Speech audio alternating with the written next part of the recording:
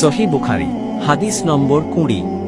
উম্মুল মুমিনিন আয়েশা রাদিয়াল্লাহু তাআলা আনহা থেকে বর্ণিত, তিনি বলেন, রাসূলুল্লাহ সাল্লাল্লাহু আলাইহি ওয়াসাল্লাম যখন কোনো কাজের আদেশ দিতেন তখন সাহাবীদের এমন কাজের আদেশ করতেন যা তাদের সাধ্যের মধ্যে ছিল। একবার সাহাবীগণ বললেন, হে আল্লাহর রাসূল, আপনি তো আমাদের মতো নন, আল্লাহ আপনাকে আপনার অতীত ও ভবিষ্যতের সব গুনাহ মাফ করে দিয়েছেন। এ কথা শুনে রাসূলুল্লাহ সাল্লাল্লাহু আলাইহি ওয়াসাল্লাম রাগান্বিত হলেন, তার চেহারায় রাগের ছাপ ফুটে উঠল। তিনি বললেন, তোমাদের মধ্যে আমি আল্লাহকে সবচেয়ে বেশি ভয় করি এবং তাঁর ব্যাপারে সবচেয়ে বেশি জ্ঞান রাখি।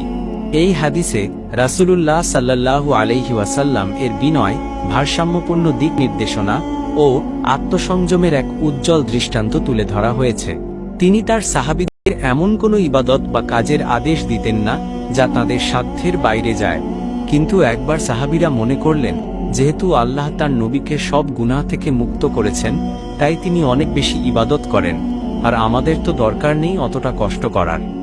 তখন রাসূলুল্লাহ সাল্লাল্লাহু আলাইহি ওয়াসাল্লাম রাগ করলেন, কারণ এটি ভুল ধারণা ছিল। তিনি বুঝিয়ে দিলেন, আল্লাহর কাছে সবচেয়ে প্রিয় সেই ব্যক্তি যিনি তাকে সবচেয়ে বেশি ভয় করেন এবং জানেন, এবং তিনি নবী সাল্লাল্লাহু আলাইহি ওয়াসাল্লাম ছিলেন সেই ব্যক্তি।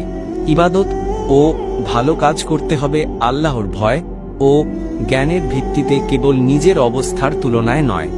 আল্লাহ যতই ক্ষমা করে দিন না কেন, একজন প্রকৃত মুমিন সবসময় ইবাদতের ব্যাপারে সচেতন ও দায়িত্বশীল থাকে।